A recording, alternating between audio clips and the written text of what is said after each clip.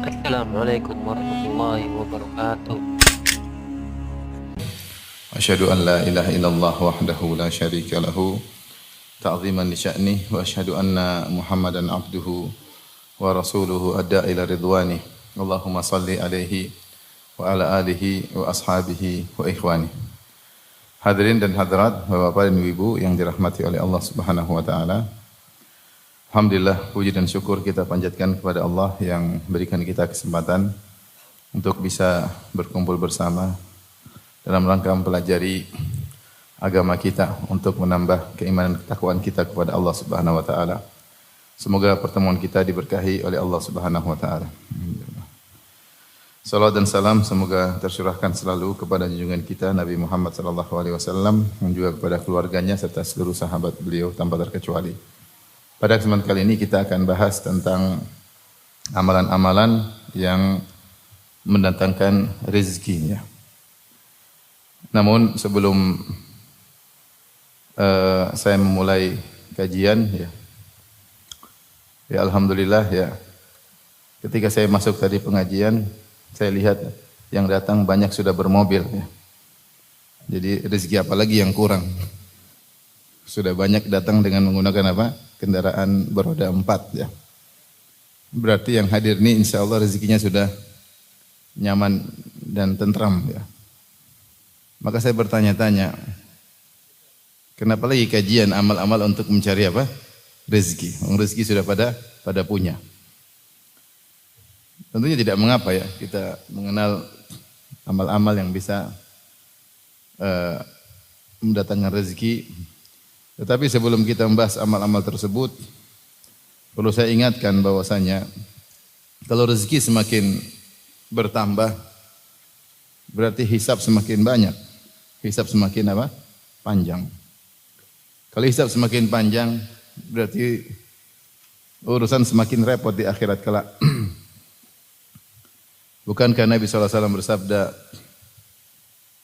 yadkhulu al-jannata fuqara ummati qabla al-aghniya bi 50 atau bi 500 am. Orang-orang miskin dari umatku masuk surga 500 tahun sebelum orang-orang kaya.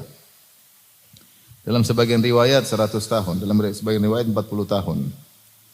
Perbedaan antara 40 tahun atau 100 tahun atau 500 tahun dikatakan oleh para ulama kembali kepada hisab. Artinya orang kaya tersebut ada yang sangat kaya raya sehingga hisabnya semakin lama 500 tahun sehingga terlambat mereka masuk surga. Kalaupun mereka masuk surga. Artinya setelah dihisab mereka pun ternyata lolos dan berhasil. Itu pun mereka masuk surga terlambat 500 tahun. Kalau harta mereka semakin lebih sedikit, mungkin 100 tahun. Kalau lebih sedikit lagi mungkin 40 tahun. Sementara orang-orang fakir yang harta mereka sedikit, mereka duluan masuk surga. Oleh karena sebelum kita berbicara tentang amal-amal yang mendatangkan rezeki, hendaknya kita harus sadar bahwasanya rezeki kalau semakin bertambah, maka semakin panjang hisabnya. Karenanya kalau kita ingin mencari rezeki, hendaknya kita niatkan bahwasanya rezeki itu untuk mendekatkan diri kita kepada Allah Subhanahu wa taala. Jika hanya untuk bermewah-mewah, berbangga-bangga, bersombong-sombong, maka ini sebenarnya mengantarkan kita kepada kesulitan bahkan kebinasaan. Oleh karenanya disebut dalam hadis marra rajulun ala Nabi sallallahu alaihi wasallam, ada seorang melewati Nabi sallallahu alaihi wasallam dan di sisi Nabi ada para sahabat. Fara'a ashabuhu min jaladihi wa nasyatihi. Maka para sahabat kagum dengan orang ini yang gesit dan juga kuat. Maka mereka berkata, "Ya Rasulullah, lau ja'ala hadza fi sabilillah." Seandainya anak muda ini ya, atau orang ini menggunakan kekuatannya, kegesitannya untuk berjihad di jalan Allah Subhanahu wa taala. Orang ini keluar cari rezeki. Maka apa kata Nabi sallallahu alaihi wasallam? In kana kharaja yas'a ala waladihi sigharan fa huwa fi sabilillah. Kalau dia keluar dengan kegesitannya, dengan kekuatannya untuk mencari rezeki, untuk mengayomi anak-anaknya yang masih kecil, maka sungguhnya dia fi sabilillah, sedang berjuang di jalan Allah. Wa in kana kharaja yas'a ala waladaini ala walidaini kabiraini syaikhaini fahuwa fi sabilillah. Kalau dia keluar ternyata untuk mengayomi kedua orang tuanya yang sudah tua, sungguhnya dia juga sedang fi sabilillah. Wa in kana kharaja yas'a liyu'iffa nafsahu, kalau dia keluar mencari rezeki untuk menjaga harkat dan martabat dirinya agar tidak minta-minta kepada orang lain, fahuwa fi sabilillah, dia sungguhnya sedang berjihad juga. Kemudian yang terakhir kata Nabi, wa in kana kharaja yas'a riya'an wa mufakharatan fahuwa fi sabilil syaitan. Adapun kalau dia keluar mencari rezeki hanya untuk riya, mufakharatan untuk bangga-banggaan, sombong-sombongan, maka sungguhnya dia sedang di jalan syaitan. Oleh karenanya kita pun kalau mencari rezeki, niat kita harus benar, bukan untuk bangga-banggaan, pamer-pameran. Karena rezeki yang kita cari untuk bangga-banggaan, pamer-pameran ini sebenarnya merepotkan kita nanti. Beda kalau kita mencari rezeki, niat kita untuk kebaikan, untuk mengayomi fakir miskin, untuk membantu anak yatim, untuk bisa umrah, bisa haji misalnya, untuk membantu tetangga, untuk membantu karib kerabat, maka tidak ada masalah. Karena kita menggunakan rezeki tersebut dengan niat untuk mendekatkan diri kita kepada Allah Subhanahu wa taala. Makanya ketika Amr bin As radhiyallahu anhu dipanggil oleh Nabi sallallahu alaihi wasallam kemudian disuruh menjadi pimpinan Amirul Mujahidin, Amirul Jaish, disuruh jadi pemimpin pasukan. Kata Nabi, agar kau mendapatkan ghanimah. Maka kata Amr bin As, saya berjihad bukan mencari ghanimah, bukan mencari harta. Kata Nabi SAW mengingatkan tentang pentingnya harta jika niatnya benar. Kata Nabi SAW, ni'ma al-malu salihu li rajulis salih. Sebaik-baik harta yang baik itu harta yang halal jika dimiliki oleh seorang yang saleh. Karena orang yang saleh dialah yang bisa menggunakan hartanya untuk mendekatkan dirinya kepada Allah Subhanahu wa taala. Maka jika harta yang bertambah yang kita miliki semakin mendekatkan diri kita kepada Allah, maka itu berarti sudah benar. Buat kita semakin bersedekah, buat kita semakin membantu karib kerabat, buat kita semakin membantu dakwah, buat kita semakin semangat ibadah, mungkin haji untuk umrah dan yang lainnya, maka itu sudah benar. Tapi kalau harta kita semakin banyak, kita semakin jauh dari Allah, semakin angkuh, semakin sombong, semakin memandang orang lain dengan kerendahan, semakin mencibir orang lain yang mungkin sudah berusaha namun tidak sehebat kita dalam berusaha. Semakin angkuh, maka itu istidraj. Istidraj, yaitu harta yang diulurkan oleh Allah membuat kita semakin jauh dari Allah Subhanahu wa taala. Yang kata Nabi sallallahu alaihi wasallam tadi, in kana kharaja yas'a riya'an wa mufakharatan fahuwa fi sabilil syaitan. Kalau dia keluar kemudian mencari rezeki dalam rangka untuk riya, untuk dipuji, mufakharatan untuk sombong-sombongan, maka sungguhnya dia sedang berada di jalan syaitan. Maka kembali lagi Allah menyuruh kita untuk mencari rezeki, tetapi harus niat kita yang benar. Jangan sampai kita cari rezeki hanya untuk bangga-banggaan, pamer-pameran, maka rezeki tersebut hanya memperpanjang hisab kita pada hari kiamat kelak dan membuat kita sulit untuk menjawab. Karena setiap rezeki yang kita dapatkan pasti akan ditanya oleh Allah dengan dua pertanyaan. Min aina iktasabahu, dari mana dia mendapatkannya, wa fima anfaqah, dan kemana dia membelanjakannya, Maka dua-dua ini harus kita bisa jawab. Kalau kita bisa jawab pertanyaan pertama, kita dapatkan dengan cara yang halal, maka tidak mudah untuk menjawab pertanyaan kedua, kemana kau belanjakan. Kalau untuk riya, bangga-banggaan, untuk hura-hura, untuk berfoya-foya, untuk tabdzir, mubadzir, maka ini hanyalah kebinasaan. Karena sebagian orang, mereka menggunakan harta mereka seenak-enaknya, jalan sana, jalan sini, pamer sana, selfie sini, upload ini, upload lagi, publish lagi, untuk hanya mendapatkan tepukan dan jempol-jempol yang tidak bermanfaat. Like aja, kemudian jalan lagi sana, jalan sini, pamer sana, pamer sini, untuk dipuji-puji oleh teman-temannya, dan seterusnya. Ini harta yang dibuang sia-sia. Ini harta kalau ditanya pada hari kiamat sulit untuk dijawab. Dijawab. Sementara sebagian orang Masya Allah hartanya bertambah, semakin dekat dengan Allah Subhanahu wa ta'ala. Ala kulli hal, ini semua sekedar mukaddimah untuk mengingatkan niat kita kembali. Karena saya bilang tadi, ketika kajiannya judulnya amal-amal yang mendatangkan rezeki, ternyata yang hadir banyak yang sudah punya mobil. Berarti kan rezekinya insya Allah sudah lancar. Kalaupun tersendat-sendat sedikit-sedikit aja, buktinya punya mobil. Entah hutang, entah lunas, wallahu alam ya. Tapi yang datang udah pada bermobil ya. Bermotor mungkin sedikit, banyak bermobil ya.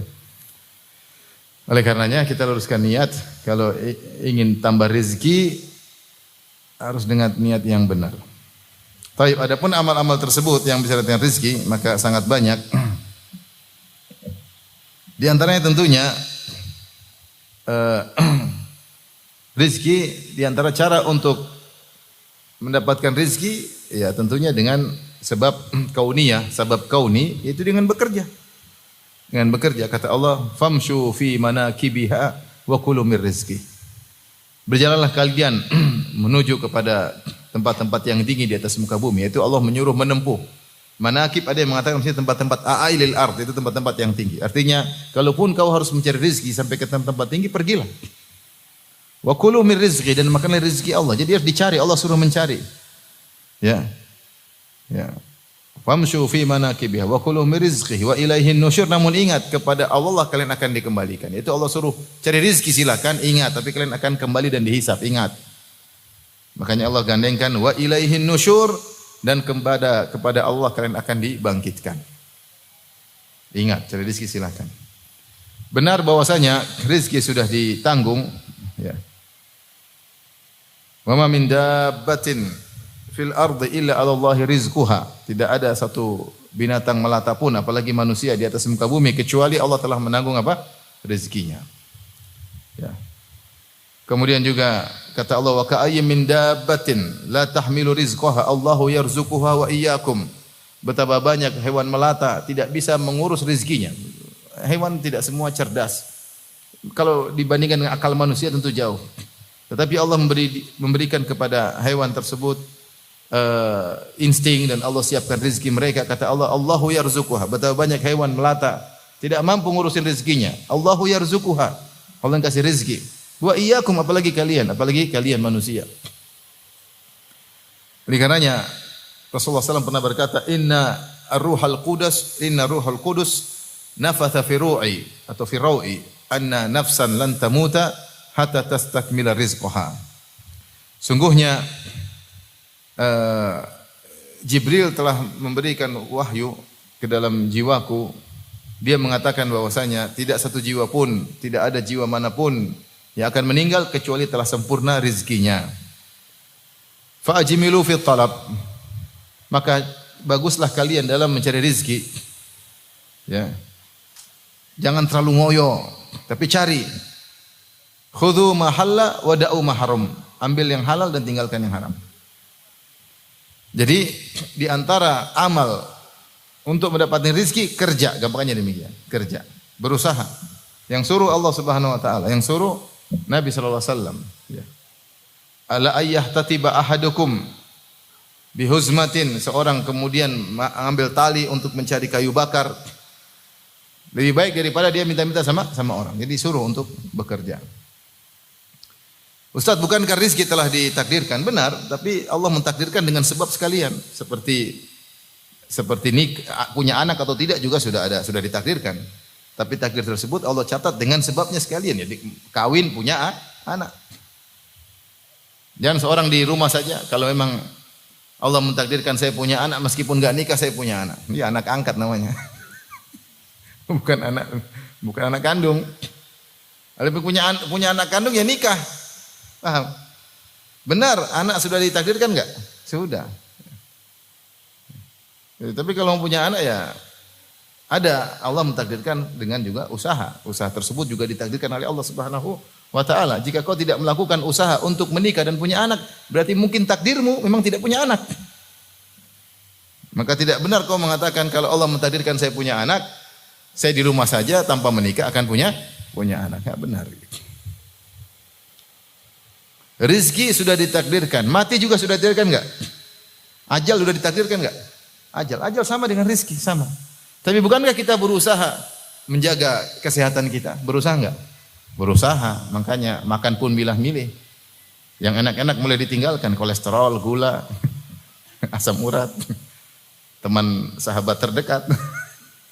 Enggak boleh. Kenapa ingin sehat? Supaya sehat karena secara medis kesehatan itu menjaga makanan menambah kesehatan, dan menjaga kesehatan itu tentu sebab untuk tidak cepat mati. Meskipun mati sudah ditakdirkan oleh Allah Subhanahu wa taala. Maka demikian juga rizki meskipun sudah ditakdirkan juga dengan sebab-sebabnya. Sama, kenyang, lapar sudah ditakdirkan enggak? Sudah ditakdirkan. Tapi kalau antum enggak makan, ada makanan di depan mata, kalau Allah takdirkan saya kenyang, saya akan kenyang meskipun tidak makan. Iya benar, tapi kan coba aja. Allah takdirkan kenyang dengan ada sebabnya. Tentu ada yang namanya mukjizat, itu lain cerita lagi. Baik. Jadi di antara amal untuk mendapatkan rezeki adalah berusaha. Jangan duduk manis di rumah. Dikatakan sebagian salaf, fa inna sama la tumtiru dhahaban. Sungguhnya langit tidak menurunkan hujan emas. Carilah engkau. Jangan di masjid saja, keluar sana cari rezeki, usaha. Usaha salah satu cara untuk mencari rezeki. Ini salah satu amal yang harus dikerjakan ya. Tetapi tadi fa'ajmilu fi talab, jangan terlalu ngoyo. Kenapa Rasulullah bilang jangan terlalu ngoyo? Yaitu cari dengan cara yang baik karena rezeki sudah tertulis. Rezeki sudah tertulis. Taib. Kata Rasulullah SAW tadi, la ayyah-tatiba ahadukum huzmatan ala dhahrihi khairun min an yasala ahadan fayu'tiyahu aw yamna'ahu. Salah seorang dari kalian mengambil tali, kemudian dia pergi ke hutan cari kayu bakar. Lantas dia jual kayu bakar tersebut. Lebih baik daripada dia ngemis minta sama orang, kadang dikasih, kadang enggak dikasih. Lebih baik dia berusaha. Enggak usah malu-malu, selama itu pekerjaan halal kerjakan. Yang malu itu kalau minta-minta, itu malu. Kalau halal kerjakan. Tapi sebab kedua untuk mudah mendapatkan rezeki adalah bertawakal kepada Allah Subhanahu wa taala. Bertawakal kepada Allah dalam mencari rezeki. Bertawakal kepada Allah dalam segala hal. Di antaranya bertawakal dalam mencari rezeki. Tawakal, serahkan kepada Allah. Tahu bahwasanya rezeki bukan di tangan kita, rezeki di tangan Allah. Kita ini hanya melakukan sebab. Rezeki seberapa jumlahnya, nominalnya yang tentukan yang di atas Allah Subhanahu wa taala. Maka perlu tawakal. Dalam hadis kata Rasulullah sallallahu alaihi wasallam, "Lau annakum tatawakkaluna 'ala Allahi haqqa tawakkulih la razaqakum kama yarzuqut tayr taqdu khimasan wa taruhu bitana." Kalau seandainya kalian bertawakal kepada Allah sebagaimana tawakalnya burung, benar-benar tawakal, haqqa tawakkulih, yaitu benar-benar bertawakal sebagaimana bertawakalnya burung, maka kalian akan diberi rezeki sebagaimana Allah memberi rezeki kepada burung. Lihatlah burung di pagi hari pergi dalam kondisi perut kosong, kemudian balik bitonan, perutnya sudah kenyang. Bahkan terkadang dia bawa makanan buat anak-anaknya. Burung kalau dilihat dari sisi kemampuan dia untuk mencari rezeki, dia enggak punya kemampuan, artinya akal dia biasa-biasa saja. Mungkin dia enggak punya, mungkin punya otak tapi akalnya kurang. Tetapi Allah kasih dia insting, pagi hari dia sudah terbang, sudah berkicau, sudah subuh-subuh sudah boleh bergerak, kemudian terbang sampai jarak yang jauh, kemudian balik. Artinya ditinjau dari manusia, manusia lebih hebat, lebih pandai, lebih punya trik-trik untuk bisa mendapatkan rezeki. Burung tidak seperti itu, tapi rezekinya sudah dijamin. Kenapa? Dia tawakal kepada Allah Subhanahu wa taala. Dia tawakal kepada Allah. Tawakal kepada Allah. Maka Rasulullah menyuruh kita untuk bertawakal dengan tawakal yang benar, yaitu berusaha dan menyerahkan hati kepada Allah bahwasanya rezeki di tangan Allah Subhanahu wa taala. Ketika Al-Imam Ibnu Rajab Al-Hambali dalam kitabnya Jami'ul Ulum wal Hikam mengomentari hadis ini, dia berkata, seandainya seorang dengan usaha sedikit tapi tawakalnya tinggi, Allah mudahkan rezeki baginya. Usaha tidak seberapa, ada usaha bukan tidak berusaha. Burung terbang atau tidak? Terbang, bukan domprok di sarangnya, enggak. Kalau domprok di sarangnya mungkin diomel sama burung betina ya. Bukan dia terbang. Dia terbang cari makan. Tapi ada waktunya dia pulang istirahat. Sebagian manusia 24 jam kerja. Kalau bisa satu hari 30 jam dia akan jalanin. Tapi ya kadang-kadang rezekinya segitu-gitu saja. Oleh karenanya dilihat dari usaha burung tidak segitu besar, tapi tawakalnya benar membuat dia dimudahkan rezekinya. Kata Ibnu Rajab Al-Hambali mengomentari hadis ini, seandainya seorang berusaha dengan bukan usaha yang besar, tapi tawakalnya tinggi, Allah akan mudahkan hasil yang lebih baik, hasil yang maksimal.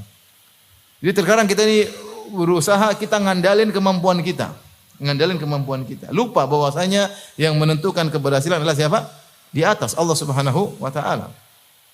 Maka kita perbaiki diri. Saya berusaha, tapi saya harus meminta kepada Ar-Razzaq, Sang Maha Pemberi rezeki. Lihatlah betapa banyak orang ketika mencari rezeki, dia tawakalnya kepada bosnya. Dia pikir rezeki dari bosnya. Bosnya ini yang ngatur hatinya siapa? Allah. Kalau Allah membuat hati bos ini tidak kasih gaji, tidak kasih gaji. Jadi rizkimu bukan di tangan bosmu, rizkimu di tangan siapa? Allah Subhanahu wa taala. Ini butuh tawakal yang tinggi. Ini masalah hati tidak kelihatan. Percuma kita bilang saya tawakal, tapi kalau hati kita tidak tawakal, ya. Maka kita tawakal hati kita, tawakal dan kita kuatkan dengan lisan kita. Tawakkaltu 'ala Allah, aku bertawakal kepada Allah. Maka di antara amal yang mudah untuk mendapatkan rezeki adalah bertawakal ketika mencari rezeki tersebut. Ya. Mencari rezeki tersebut, ya. Taib. Amal yang keberapa sekarang? Yang ketiga. Yang ketiga di antaranya adalah meningkatkan ketakwaan, Takwa, apa itu takwa? Takwa kata Ali bin Abi Thalib radhiyallahu taala anhu, al-khaufu minal jalil. Takut kepada Allah Subhanahu wa taala. Wal amalu bitanzil, dan mengamalkan Al-Qur'an. Wal qanaa'atu bil qalil. Qanaah dengan harta mungkin yang tidak banyak, sedikit. Wal istidadu li yaumir rahil, dan persiapan untuk hari kematian. Itu intisari takwa kata Ali bin Abi Thalib. Ya. Al-khaufu minal jalil, takut kepada Allah Subhanahu wa taala. Wal amalu bitanzil, mengerjakan isi Al-Qur'an. Al-qanaa'atu bil qalil, qanaah dengan meskipun sedikit harta. Wal istidadu li yaumir rahil, dan persiapan untuk hari berikutnya, hari kematian. Takwa hakikatnya adalah meninggalkan larangan Allah Subhanahu wa taala. Itulah takwa. Meninggalkan larangan Allah Subhanahu wa taala. Baik dosa besar maupun dosa kecil. Ya, itu namanya takwa. Maka seorang berusaha mendekatkan dirinya kepada Allah Subhanahu wa taala dengan bertakwa, beribadah dan meninggalkan maksiat. Kalau dia bertakwa, maka Allah akan kasih dia rizki, bukan cuma dari rizki yang dia persangkakan, bahkan dari rizki yang tidak dia sangka-sangka. Wa may yattaqillaha yaj'al lahu makhraja. Siapa yang bertakwa kepada Allah, Allah akan kasih solusi. Seakan-akan dia berada di tempat yang gelap, yang sempit, tiba-tiba dia diberi jalan keluar dengan tempat yang terang. Wa may yattaqillaha yaj'al lahu makhraja. Siapa yang bertakwa kepada Allah, maka Allah berikan dia jalan keluar, solusi. Bukan cuma itu, wa yarzuquhu min haitsu la yahtasib. Dan Allah beri rezeki kepada dia dari arah yang dia tidak sangka-sangka. Tapi kalau dia bertakwa, rezeki yang Allah berikan tersebut rezeki yang berkah. Banyak orang tidak bertakwa dikasih rezeki, benar dikasih. Orang kafir dikasih rezeki tapi tidak berkah. Tidak berkah. Rezeki yang buat semakin jauh dari Allah Subhanahu wa taala, rezeki yang semakin mempersulit mereka di yaumul hisab nanti. Rezeki yang terkadang menjadikan mereka semakin sengsara dan menderita, semakin banyak tekanan. Hidup tidak nyaman. Tapi kalau rezeki yang diperoleh dengan ketakwaan, menambah kebahagiaan, menambah kenyamanan. Menjadi berkah rezeki tersebut. Kenapa rezeki tersebut diperoleh dengan ketakwaan? Wa may yattaqillaha yaj'al lahu makhraja. Siapa yang bertakwa, Allah berikan solusi. Wa yarzuqhu min haitsu la yahtasib, dan Allah beri rezeki dari arah yang dia tidak sangka-sangka. Maka rezeki secara umum dibagi menjadi dua. Rezeki yang kita persangkakan, ada rezeki yang di luar persangkaan kita. Siapa yang bertakwa, beribadah kepada Allah, kemudian diberi rezeki yang tidak sangka-sangka, mudah-mudahan itu tanda dia bertakwa kepada Allah Subhanahu wa taala. Taib. Allah juga berfirman dalam Al-Qur'an tentang para jin dalam surat Al-Jin, kata Allah, wa allaw istaqamu ala tariqati la asqainahum ma'an ghadaqan. Seandainya mereka istiqamah di jalan yang benar, yaitu para jin istiqamah, kami akan turunkan kepada mereka hujan yang lebat. Kata para ulama, maksudnya ini ungkapan orang Arab tentang rizki yang banyak. Jin saja kalau bertakwa Allah kasih rezeki yang banyak.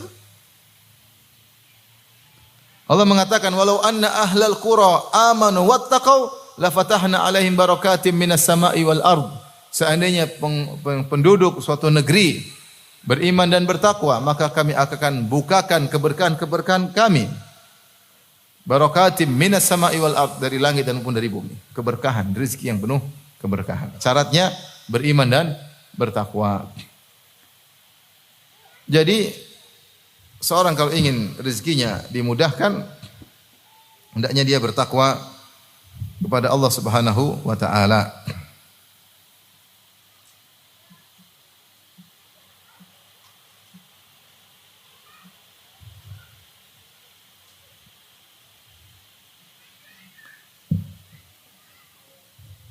Bagaimana seorang memperoleh rezeki yang berkah dari Ar-Razzaq, dari zat yang maha pemberi rezeki, sementara dia sendiri tidak tunduk kepada sang pemberi rezeki? Bagaimana dia bisa memperoleh rezeki yang berkah dari Allah Ar-Razzaq, sang maha pemberi rezeki, sementara dia sendiri membangkang kepada sang pemberi rezeki? Gampangnya sederhana. Antum misalnya punya bos, nyuruh ini antum tidak taat, di sini melanggar, saya minta duit sama bos tersebut. Ini logika sederhana. Ada bos, duitnya banyak, minta uang bos, kata bos ya udah, tapi saya kasih uang, tapi kamu ke situ, ke kanan, dia malah ke kiri. Kata bos jangan kamu ke utara, kamu pergilah ke selatan, dia malah ke ngalor. Ngalor apa? Ngidul apa ngalor? Ngalor kan? Disuruh jangan ke ngalor, dia malah ke ngalor. Disuruh ke ngidul, dia malah ke ngalor. Disuruh ke ngulon, dia malah ke ngetan. Suruh ke kanan, dia malah ke kiri. Nganan malah ngiwi ya. Ngiwo. Suruh nganan malah ngiwo. Akhirnya apa? Bosnya bilang, nih, iya kasih ini makanan. Apa isinya racun? Ini kurang ajar orang seperti ini. Artinya dikasih tapi tidak membuat dia nyaman. Dikasih tapi tidak membuat dia apa? Nyaman. Sederhana. Walillahil matsalul a'la, bagi Allah permisalan yang lebih tinggi. Kalau orang tukang maksiat membangkang dikasih rezeki, tapi rezeki itu tidak membuat dia semakin dekat kepada Allah, membuat dia semakin jauh. Nah, kalau kita ingin dapat rezeki yang berkah, bertakwa kepada Allah. Bertakwa kepada Allah. Allah kasih rezeki yang berkah, bahkan Allah beri rezeki dari arah yang tidak kita sangka-sangka. Bertakwa ya udah, bertakwa itu jangan bermaksiat. Lihat cewek cantik, tundukkan pandangan, jangan melotot. Itu namanya takwa. Lagi buka HP, kemudian seliweran ada cewek-cewek enggak pakai terbuka auratnya, terlihat rambutnya, di scroll, jangan diklik. Apalagi di zoom. Scroll. Itu namanya apa? Takwa. Itu namanya takwa. Jangan bohong. Jangan mencuri, jangan korupsi. Itu namanya takwa. Jangan. Kelihatannya di depan kita rizki yang banyak, tapi cara yang curang. Dengan menipu orang lain, dengan menzalim orang lain, ia dapat. Tapi rizki yang beracun. Seperti bos tadi, ini disuruh sana sini malah ngengel nih. Isi makanan, isinya racun. Isinya apa? Racun. Oleh karenanya, untuk mudah mendapatkan rezeki, bertakwa kepada Allah Subhanahu wa taala. Bertakwa kepada Allah. Ya, takwa itu artinya ada waktu kita salat, ada waktu kita untuk baca Quran, ada waktu kita untuk berbakti kepada orang tua, ada waktu untuk zikir pagi petang. Ada waktu untuk berzikir kepada Allah, itulah takwa. Ada maksiat kita tinggalkan. Sebagian orang ketika tidak bertakwa dalam mencari rezeki, dia dapat rezeki yang banyak tapi dia ternyata sengsara dengan rezeki tersebut. Permasalahan yang tiada putus-putusnya. Semakin jauh dari Allah Subhanahu wa taala. Hartanya berhamburan, terbuang-buang tanpa ada faedahnya. Ya. Hartanya digunakan untuk nyogok sana sini. Ngeri. Maka bertakwalah ketika mencari rizki, maka Allah akan berikan rizki dari yang kamu persangkakan, dari rizki dari arah yang tidak disangka-sangka. Ya.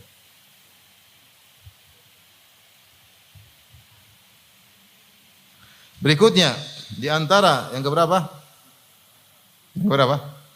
4. Untuk mendapatkan rizki mudah adalah al-ihsan ila dhu'afa, berbuat baik kepada orang-orang yang lemah, yaitu fakir miskin, orang cacat, anak yatim, orang susah, para janda yang kesulitan, ya, orang-orang susah. Cari mereka dan bantu mereka. Kata Nabi SAW, wa hal tunsaruna wa turzaquna illa bidu'afaikum. Bukankah kalian ditolong oleh Allah dan diberi rizki oleh Allah kecuali karena orang-orang lemah di antara kalian. Kecuali karena orang-orang lemah di antara kalian. Maka berusaha cari orang lemah tersebut.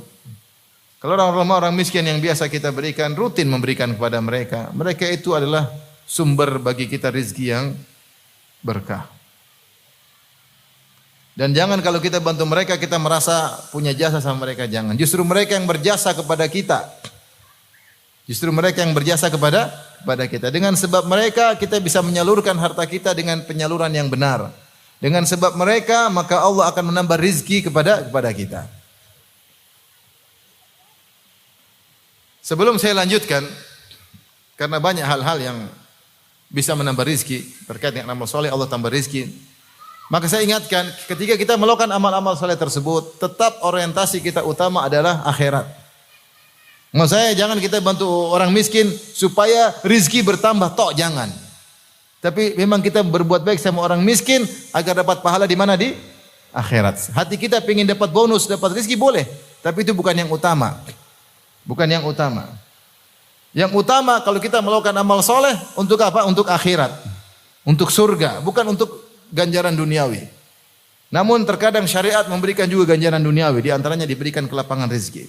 Dan banyak amalan-amalan yang mendatangkan ganjaran duniawi sebelum ganjaran akhirat. Di antara ganjaran duniawi tersebut misalnya kelapangan rezeki. Nah, kita yang mengamalkan amal soleh tersebut, jadikan orientasi kita adalah untuk akhirat. Jangan sampai niat duniawi yang mendominasi. Karena para ulama membagi amal soleh menjadi 3 kemungkinan ditinjau dari niat. Yang pertama, seorang beramal soleh niatnya 100% untuk akhirat. Dia tidak mikir ganjaran duniawi sama sekali. Maka itu yang paling sempurna. Itu yang paling apa? Sempurna. Ya bantu-bantu aja. Pokoknya saya ingin cari akhirat. Dia tidak ada pikiran untuk dunia, tidak ada. Ini yang paling sempurna. Yang kedua, terbetik dalam hatinya, meskipun niat dia adalah untuk mendapat ganjaran akhirat, tetapi terbetik dalam dunianya juga, dalam hatinya untuk mendapatkan ganjaran duniawi yang disegerakan. Contoh tadi, supaya rezekinya lancar, supaya dijaga hartanya, dijaga oleh Allah Subhanahu wa taala. Itu kan duniawi semua. Duniawi atau bukan? Duniawi. Apakah boleh? Boleh. Tetapi tidak boleh mendominasi. Tidak boleh mendominasi. Tetap niat akhirat yang harus mendominasi. Kemungkinan yang ketiga, ya, atau ada empat model. Kemungkinan ketiga, seorang beramal soleh mencampurkan niat akhirat dengan niat duniawi, tetapi niat duniawinya lebih mendominasi. Maka ini hukumnya haram. Ini hukumnya apa? Haram. Allah mencela orang yang seperti ini, beramal akhirat untuk dunia. Allah mencela. Jika niat duniawinya mendominasi, maka ini tercela. Bahkan dia berdosa. Dan kemungkinan yang keempat, dia beramal soleh, niatnya duniawi tok. Tidak ada niat akhirat sama sekali. Niatnya duniawi tok. Maka ini dosa besar. Ini dosa terbesar, termasuk syirik, kata para ulama.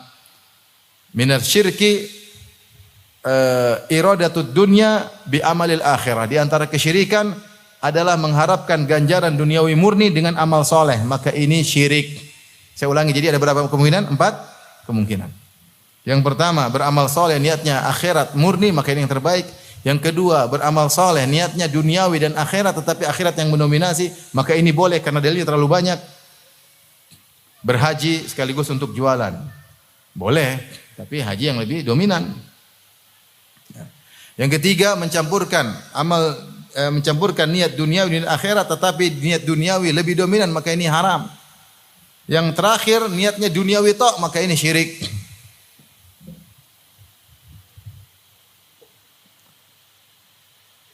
Kata Allah, "Man kana yuridul hayatad dunya wa zinataha nuwaffi ilaihim a'malahum fiha wa hum fiha la yubkhasun." Ulaika alladziina laisa lahum fil akhirati illa an-nar wa habita ulaika alladziina laisa lahum fil akhirati illa an-nar. Kata Allah Subhanahu wa taala, siapa yang menginginkan kehidupan dunia dan perhiasannya, ya, maka ya, kami penuhi keinginannya tersebut. Tetapi di akhirat dia tidak mendapatkan apa-apa. Di dunia wa hum la yubkhasun, tidak dikurangi. Ulaika alladziina laisa lahum fil akhirati illa an-nar.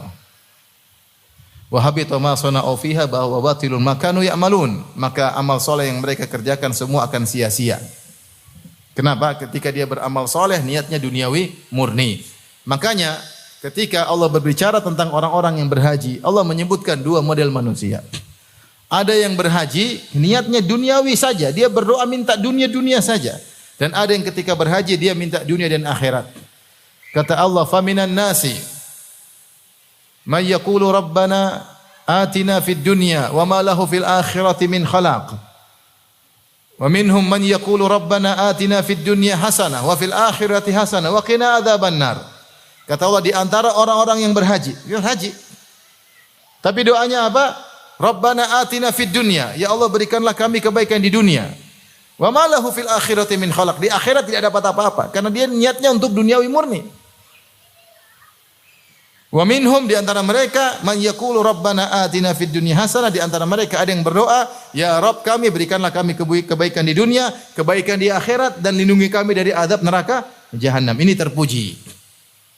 Karena ketika mereka minta dunia dan akhirat.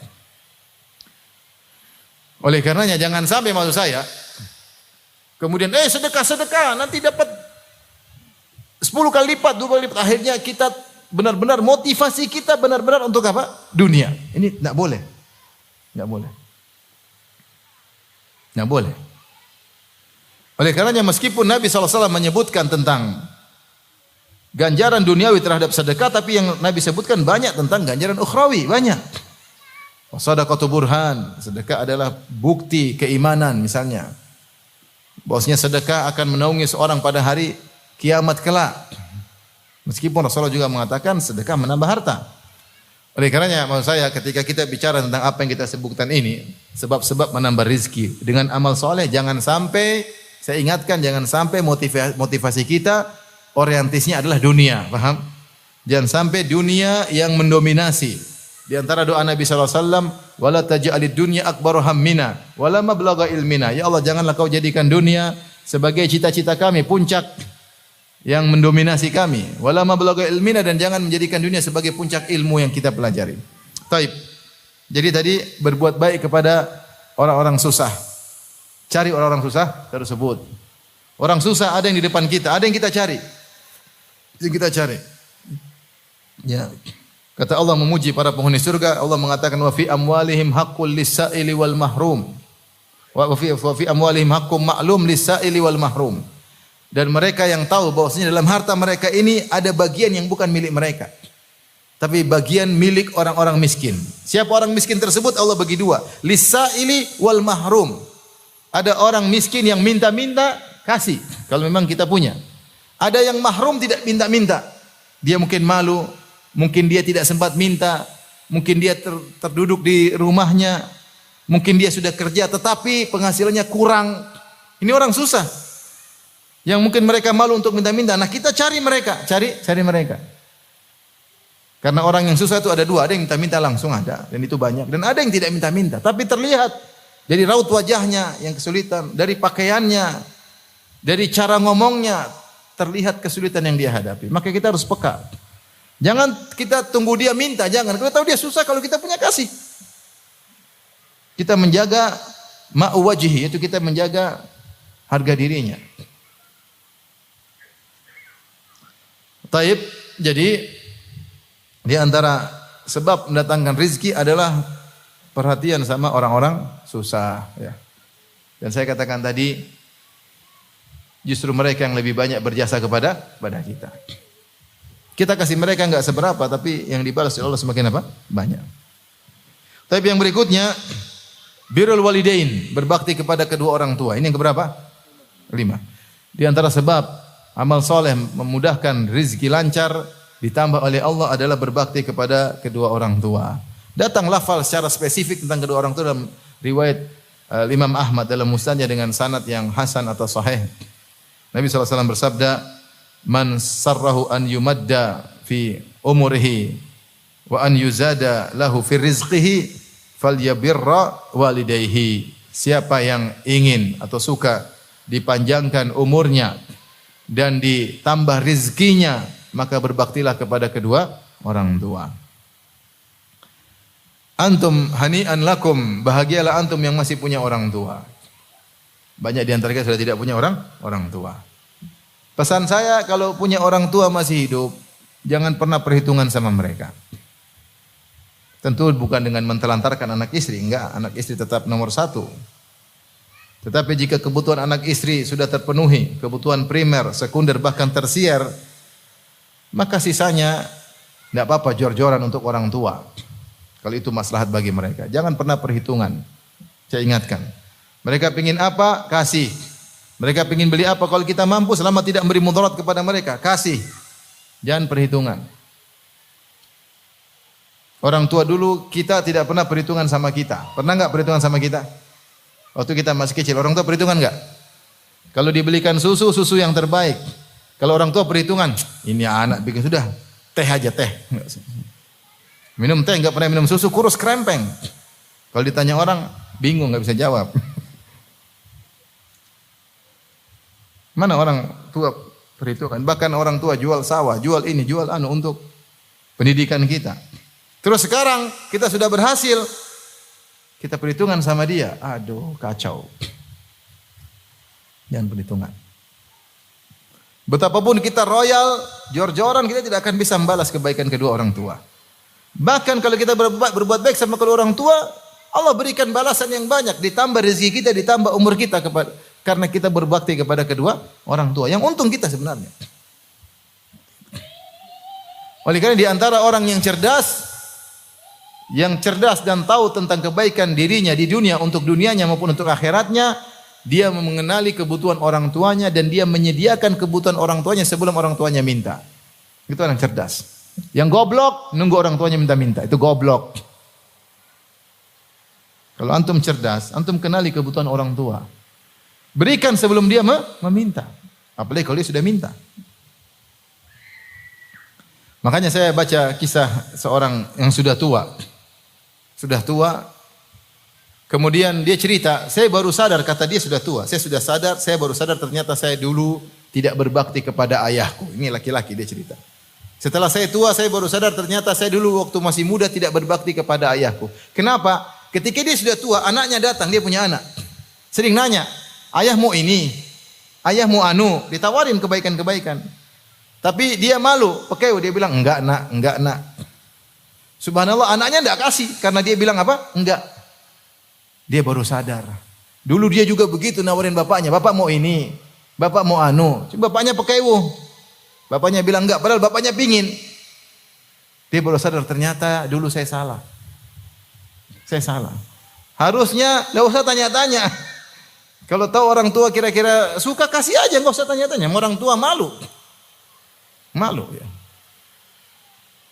Dia masih punya harga diri ya, kadang-kadang ya. Oleh karenanya orang yang cerdas yang mengenali kebutuhan orang tuanya dan dia penuhi kebutuhan orang tuanya sebelum orang tuanya minta, itu orang cerdas. Karena itu baik untuk dunianya dan baik untuk apa? Akhiratnya. Taib, berikutnya yang keberapa? 6. Di antara amal soleh yang memudahkan mendatangkan rizki adalah menyambung silaturahmi. Menyambung silaturahmi. Bukan cuma terbatas kepada kedua orang tua, bahkan silaturahim. Rahim kita, kalau kita berbuat baik kepada mereka, maka rizki akan lancar, umur diperpanjang. Kata Nabi SAW, Man ahabba an yubsatalahu fi rizqihi wa yunsa'a fi atharih falyasil rahimah. Siapa yang suka dilapangkan rizkinya, dipanjangkan umurnya, maka sambung silaturahmi. Sambung silaturahmi. Dan rahim kita yang paling utama, ring satu, kenali. Siapa ring satu kita? Tentunya kedua orang tua. Itu silaturahmi paling top. Dan ada hadis khusus tadi sudah kita sebutkan. Setelah kedua orang tua siapa? Ingat ada saudara-saudara kandung kita.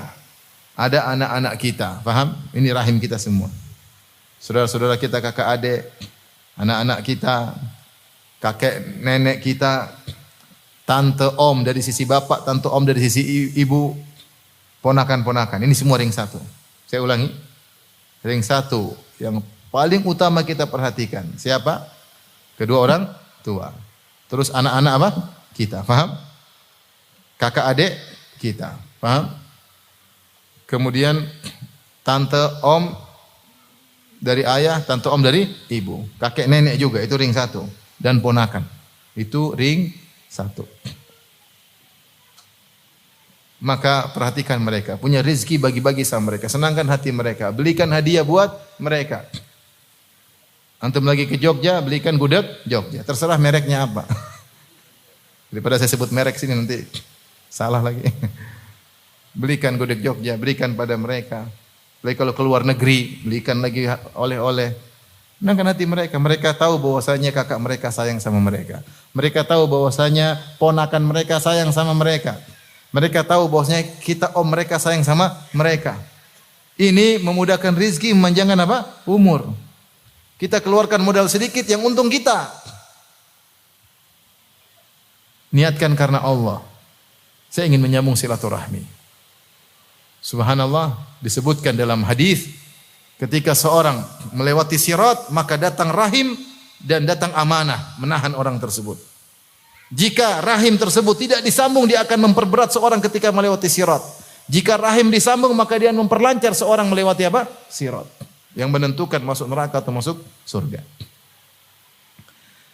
Maka sambung silaturahmi. Sambung silaturahmi.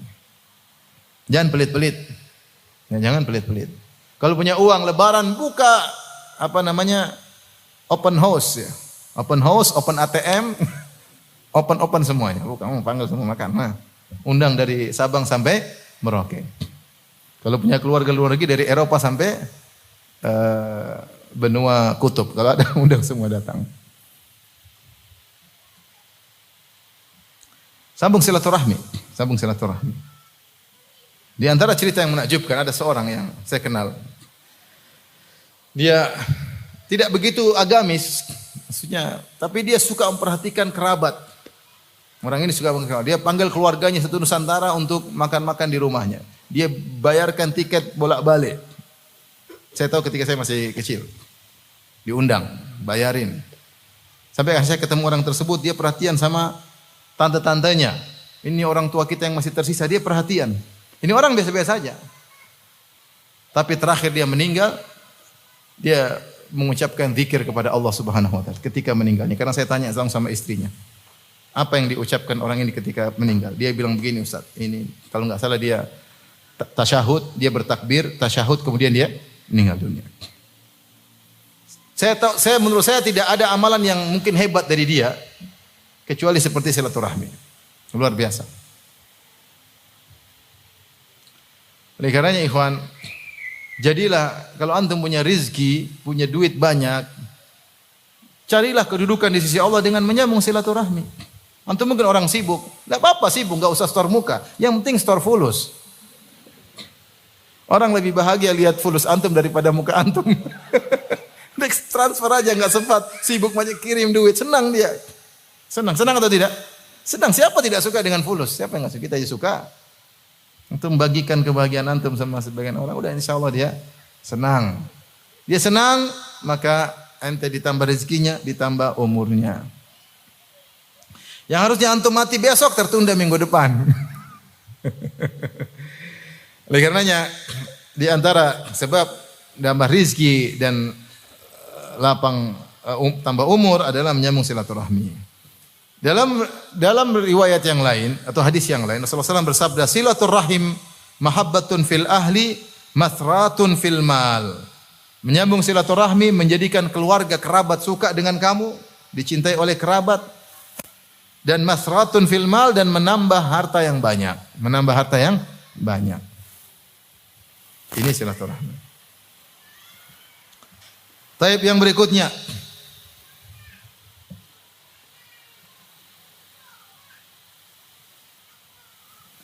Di antara amal soleh yang menambah rizki adalah pandai bersyukur. Pandai bersyukur.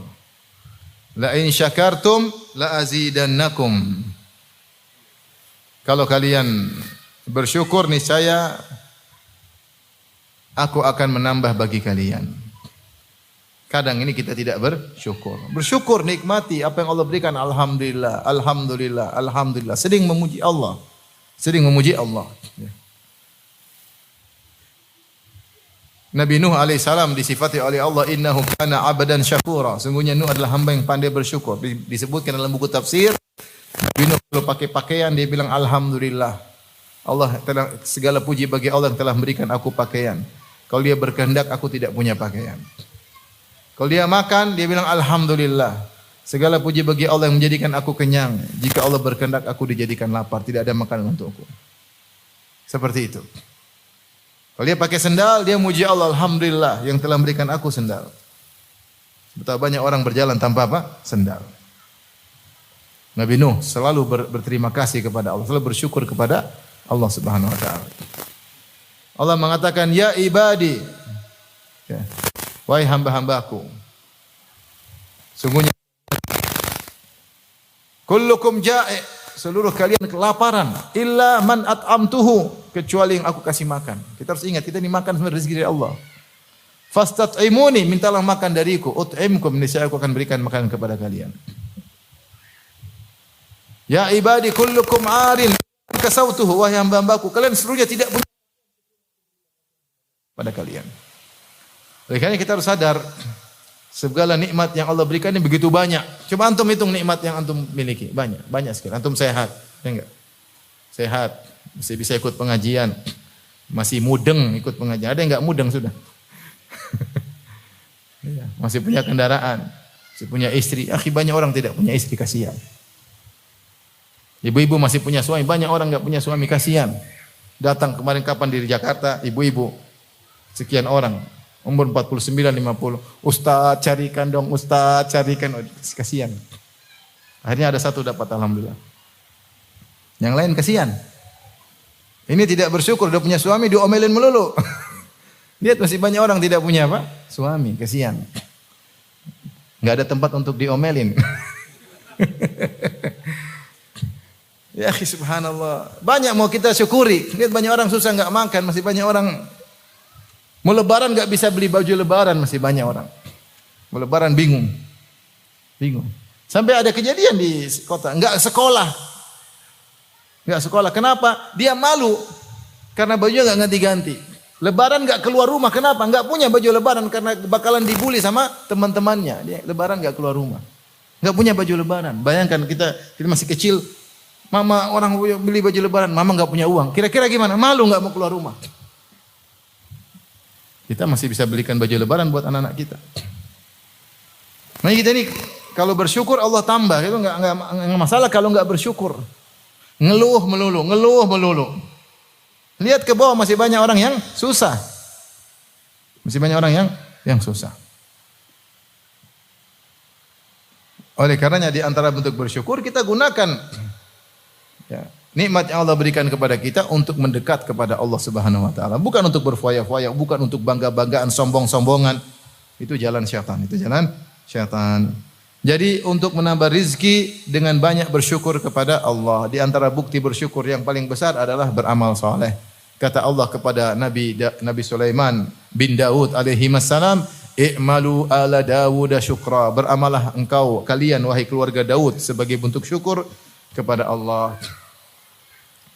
Ketika Nabi Musa alaihissalam diselamatkan oleh Allah dari kejaran Fir'aun dan Fir'aun ditenggelamkan, kata Nabi SAW, "Fasamahu Musa syukran lillah." Maka Musa pun bersyukur, berpuasa kepada Allah karena bersyukur atas nikmat tersebut. Taib di antara berikutnya, yang keberapa? Yang berapa? 8. Yang bisa menambah rizki kalau punya duit yaitu haji dan umrah. Haji dan umrah. Haji dan umrah. Ini modalnya banyak tapi nambah rizki. Kata Nabi SAW, tabi'u bainal haji wal umrah. Fa innahuma yanfiyani adz-dzunub wal faqr kama yanfil kirkhabatal hadid. Kalau sudah haji umrahlah, kalau sudah amri hajilah terus, haji umrah haji umrah haji umrah. Kalau mampu tentunya, kalau tentunya setelah kita menunaikan kewajiban kita, setelah tetangga kita perhatikan, setelah kita bersilaturahmi, setelah kita melakukan banyak kegiatan amal saleh, masih ada sisa uang, tidak ada masalah, kita juga rindu ingin ibadah di Mekah dan Madinah. Kata Nabi, ikutkanlah haji dengan umrah. Sungguhnya keduanya, haji dan umrah, akan menghilangkan dosa-dosa dan kefakiran. Menghilangkan bukan cuma dosa-dosa, kefakiran. Makanya kalau untuk maintenance harta antum, haji dan umrah. Maka tidak akan ditimpa dengan kefakiran. Tentunya berusaha ikhlas karena Allah, bukan untuk bangga-banggaan. Saya sudah haji sekian kali loh, saya sudah umrah sekian kali loh. Bukan untuk itu. Karena kita rindu untuk diampuni dosa-dosa, rindu untuk beribadah kepada Allah. Tentu berbeda kita beribadah di Al-Haramain Mekah dan Madinah dengan beribadah di Kaliurang atau di Bantul, beda. Beda atau sama? Beda lah. Ada auranya, pahalanya lebih besar. Kalau punya duitnya, kalau enggak punya ya sudah enggak apa-apa. Ini bagi yang mampu. Fa innahuma yanfiyani adz-dzunub wal faqr, karena keduanya haji dan umrah akan menghilangkan dosa-dosa dan kemiskinan sebagaimana alat pandai besi menghilangkan karatan. Menghilangkan apa? Karat besi. Maka siapa yang mampu untuk berhaji dan umrah? Kalau dia punya rezeki setiap tahun umrah, alhamdulillah. Kalau saya alhamdulillah umrah karena saya petugas umrah. Dan saya haji karena saya petugas haji. Dalam tanda kutip gaib ya. Pembimbing bahasa kerennya. Pembimbing apa? Pembimbing haji dan umrah. Alhamdulillah. Taib, di antara amal soleh yang bisa untuk menambah rezeki adalah sudah kita singgung berulang-ulang. Yang keberapa sekarang? 9. Sedekah.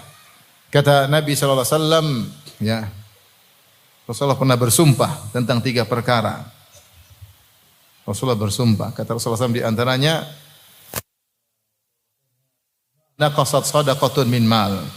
Bahwasanya sedekah tidak mengurangi harta, sedekah tidak mengurangi harta. Siapa yang bersedekah? Ya, tentunya sedekah dengan ikhlas kepada Allah Subhanahu wa taala. Tentunya sedekah setelah kebutuhan anak istrinya terpenuhi, yang wajib-wajib terpenuhi. Kalau dia tidak, bahkan kalau kebutuhannya tidak terpenuhi, maka sedekah pada dirinya itu yang lebih utama daripada sedekah kepada orang lain. Ada skala prioritas. Sebagian orang sedekah sana, sedekah sini, utang enggak bayar-bayar, ini ngawur ya. Kamu sedekah pada dirimu bayar utang, baru sedekah di luar sana. Sedekah sana sini, utang tidak bayar-bayar. Utang tidak bayar-bayar tapi haji plus, repot.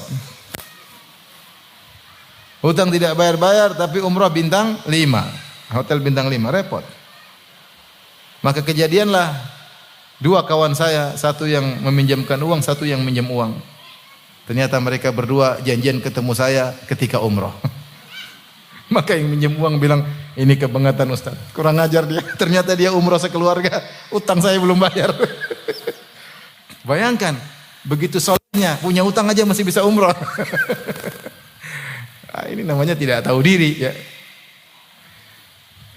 Jadi maksud saya sedekah ini setelah kebutuhan kita terpenuhi. Kalau enggak terpenuhi ya sedekah pada diri sendiri. Orang yang paling utama kita sedekahin diri sendiri. Sedekah wajib. Kalau setelah kita ya keluarga kita, anak istri kita, orang tua kita. Kalau ada berlebihan baru sedekah sana sini. Kalau enggak Allah tidak bebani dengan hal tersebut. Kata Nabi, mana kasat sadaqatun min mal, sedekah tidak mengurangi harta. Kata sebagian ahli tafsir, atau sebagian ulama, bal zadat, bahkan menambah harta, Ini enggak usah ragu-ragu sedekah. Ustaz, paling bagus saya sedekah. Ada pembahasan sedekah yang paling baik begini, ada pembahasan secara khusus. Tapi maksud saya, jangan terpaku pada pembahasan. Kalau depan kita ada yang butuh, kasih aja. Tetangga butuh, kasih. Orang miskin depan ada uang, kasih. Enggak usah susah. Ya. Ada di depan kita, kasih.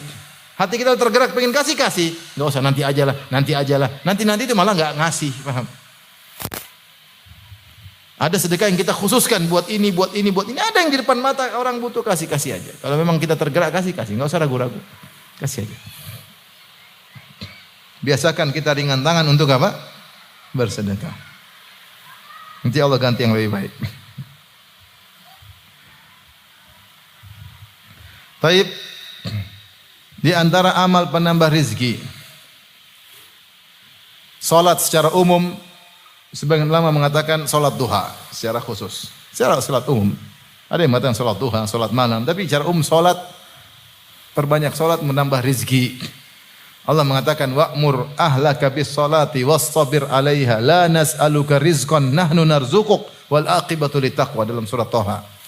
Kata Allah, perintahkan anak istrimu untuk salat. Jadi di antara sebab untuk nambah rezeki, suruh anak istri salat. Bangun salat. Utang belum bayar, salat dulu.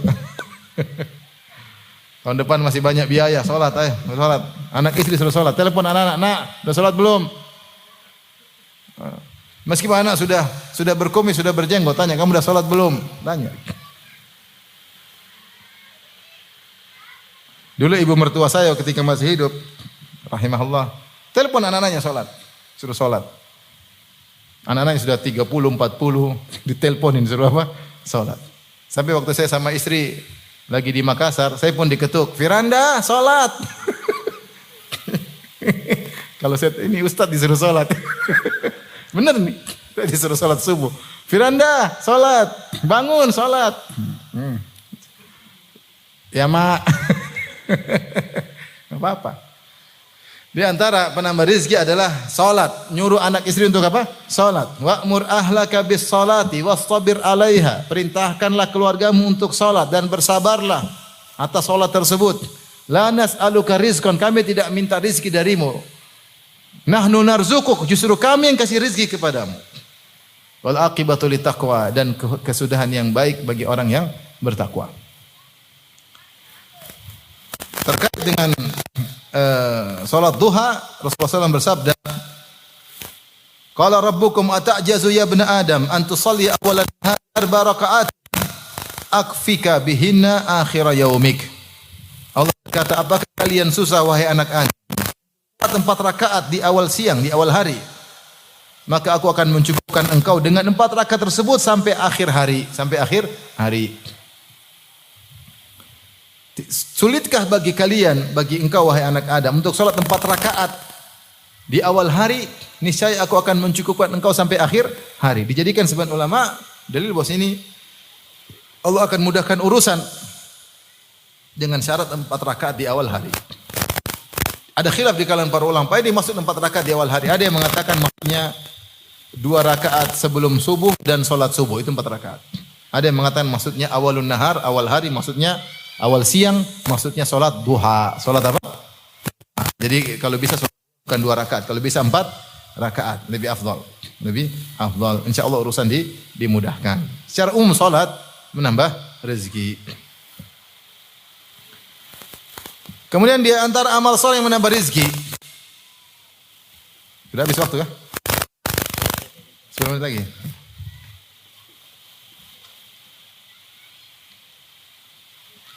Di antara amal soleh menambah rezeki, nikah.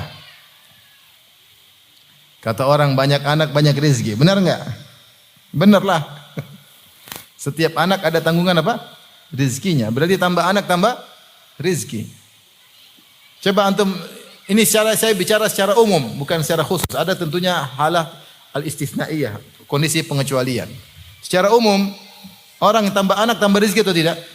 Coba antum dulu waktu masih belum punya anak, coba lihat. Lihat foto waktu masih bujang, kurus kerempeng enggak? Sekarang rezeki tubuh bertambah, ya tidak? Dulu jalan kaki naik sepeda, sekarang punya motor, bahkan punya mobil. Dulu ngekos rumah, sekarang semakin sudah punya rumah. Dulu ngekos saya di Kaliurang situ, kilometer 4,5. Sekarang udah punya rumah, alhamdulillah. Di Yogyakarta lagi. Alhamdulillah. Berarti tambah anak tambah apa? Rezeki. Mau punya anak caranya gimana? Kawinlah. Allah berfirman dalam surat An-Nur ayat 32, "Wa ankihul ayama minkum wassalihina min ibadikum wa imaikum iyakunu fuqara yughnihimullahu min fadlih. Wallahu wasi'un alim." Kata Allah Subhanahu wa taala, "Nikahkanlah al-ayama." Al-ayama itu orang-orang yang belum menikah, laki-laki maupun perempuan. Perjaka-perjaka dan perjoko-perjoko. Perjaka-perjaka sama gadis-gadis yang belum jomblo-jomblo dan jomblowati-jomblowati. Yang merana wati. Mereka ini nikahkan, kata Allah, "Ankihul ayama," nikahkanlah lelaki-lelaki dan wanita-wanita yang jomblo di antara kalian, perjaka dan gadis yang belum nikah, nikahkanlah. Demikian juga budak-budak kalian, wassalihin min ibadikum wa imaikum. Budak wanita kalian nikahkan. Kata Allah, "Iyakunu fuqara," kalau kita miskin, yughnihimullah. Allah akan membuat mereka berkecukupan dari karunia Allah Subhanahu wa taala. Wallahu wasi'un alim, Allah Maha luas rezekinya. Itu urusan Allah, nikah aja tambah rezeki. Nikah saja tambah niatnya karena Allah Subhanahu wa taala. Kata Nabi sallallahu alaihi wasallam, "Salatatun haqqun 'alallahi aunuhum." 3 orang yang pasti Allah akan bantu mereka. Di antaranya an-nakih yuridul afaf, seorang yang menikah karena ingin menjaga harga dirinya. Sudah menikah menambah apa? Tambah rezeki, itu benar. Ustaz, ada orang tambah susah, yaitu pengecualian. Secara umum. Ya, kaidah bicara secara umum. Ya.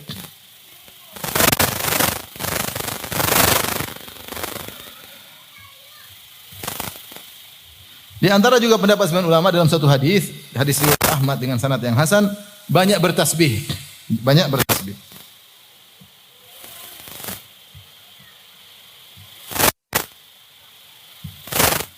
Dalam hadis yang panjang dari wasiat Nuh alaihissalam pada anaknya ketika akan meninggal dunia, di antaranya beliau berkata, "Wa subhanallah wa bihamdihi." Itu subhanallah bihamdi. Bertasbih maksudnya subhanallah bihamdihi. Kemudian wa biha yurzaqul khalq. Kata Nabi Nuh kepada wasiat kepada anaknya, dengan tasbih tersebut makhluk-makhluk diberi rezeki. Makhluk-makhluk diberi rezeki. Maka jangan lupa perbanyak apa? Subhanallah wa bihamdihi. Subhanallah. Di antara sebab tambahnya rezeki adalah beristighfar. Yang keberapa? Yang ketiga. Yang banyak beristighfar.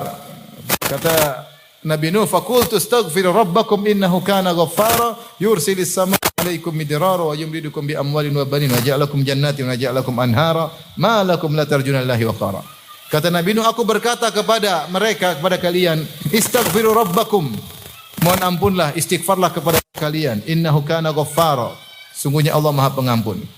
Yursilis samaa 'alaikum midrara. Kalau kalian banyak beristighfar, Allah akan turunkan hujan yang deras, yang berkah. Disebutkan kaum Nabi Nuh mereka mengalami kekeringan. Musim kemarau. Beristighfar nanti Allah turunkan hujan. Tapi karena mereka tidak istighfar, Allah turunkan hujan, tapi hujan azab. Paham? Seandainya mereka beristighfar, turunnya hujan berkah. Demikian juga kalau kita tidak bertakwa, kita beri rezeki adab. Tapi kalau kita bertakwa dikasih rezeki berkah. Bi amwalin wa banin, dan Allah akan berbanyak bagi kalian harta dan anak-anak. Wa yaj'alakum jannatin wa yaj'alakum anhara, dan Allah akan munculkan taman-taman, kebun-kebun yang subur. Wa anhara, dan Allah akan alirkan sungai-sungai. Ketika itu kaum Nabi Nuh mereka dalam kondisi kekeringan. Makanya dalam kondisi kering tersebut Nabi Nuh bikin kapal, mereka bilang, "Nuh, sinting." Ini musim kemarau bikin apa? Kapal. Sinting. Dibilang majnun, orang gila. Jadi di antara amal yang menambah rezeki dengan banyak apa? Beristighfar. Astagfirullah, astagfirullah, astagfirullah. Minta ampun kepada Allah yang buat kita serat rezekinya karena banyak dosa. Banyak dosa. Taib. Terakhir, karena waktu sudah habis. Ada sekitar 20. Kita berapa? 13. 13 ya? 14 ya sudah. Cukup insyaAllah ya. Terakhir, sebagaimana penjelasan Ibnu Taimiyah, namanya rezeki adalah suatu yang bisa dimanfaatkan oleh seorang dalam kehidupannya. Baik berupa suatu yang konkret maupun yang abstrak. Itu namanya rezeki. Iman adalah rezeki. Kebahagiaan adalah apa? Rezeki. Punya anak adalah rezeki. Istri yang soleh adalah apa? Rezeki. Tetangga yang baik adalah apa? Rezeki. Maka jangan seorang bilang, Ustaz saya sudah ngamalin 14, bahkan 15 saya amalin. Padahal belum saya sebutin yang 15. Kenapa rezeki saya segitu-segitu aja? Kita bilang rezeki itu banyak, bukan cuma terhadap apa? Materi. Ente beriman, ente tenteram, itu rezeki. Ente ikut pengajian, itu apa? Rezeki. Punya anak yang nurut, itu rezeki luar biasa. Punya istri soleha, tidak pernah ngomel, itu rezeki yang luar biasa, meskipun agak mustahil. Jadi itu banyak rezeki, rezeki banyak. Jangan dibatasi rezeki cuma sekedar kemewahan hidup. Demikian saja yang saya sampaikan, semoga bermanfaat. Wallahu taala alam bisawab. Tapi demikian saja, masih banyak pertanyaan yang bisa saya jawab, bisa ditanyakan kepada ustaz yang lain. Subhanakallah bihamdik asyhadu an la ilaha illa anta astaghfiruka wa atubu ilaik.